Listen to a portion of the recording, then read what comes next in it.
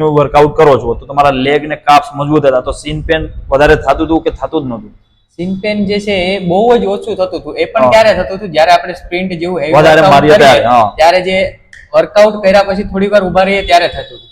તો પણ scene pen મારું એકદમ નહીં જેવું થતું હતું, તો પણ હું રોજે આઈસ મસાજ કે સીન પેન માટે કરી લેતો. કારણ કે બધા એવું કહેતા હોય છે કે રનિંગ કરી એટલે સીન પેન થાય છે, પહેલેથી જ થતું નહીં તો પણ આઈસ મસાજ કરવો જરૂર. એટલે મારું એ જ લોકોને કહેવાનું છે, પબ્લિકને આપણે અવેરનેસ લાવવાનું છે કે પબ્લિક અત્યારે શું કરે છે, આપણું સીન પેન અત્યારે થતું નથી, જયારે થશે તે ચાલુ કરશું, તો એની પહેલાથી પ્રિપેરેશન કરવી સારી કે પછી જયારે થાય તે જ કરવું જોઈએ. એટલે હું એ લોકોને એમ સમજાવું છું કે આપણે જે સીન પેન દોડીએ છીએ તો લોંગ સમય થવાનું છે. આપણે જયારે સ્પીડ વધારશું એટલે સીન પેન તો થવાનું છે, કેમ કે આપણે બ્લોક ઉપર દોડીએ છીએ, માટીમાં દોડીએ એટલે રોડ ઉપર દોડીએ તો સીન પેન થવાનું જ છે 100%.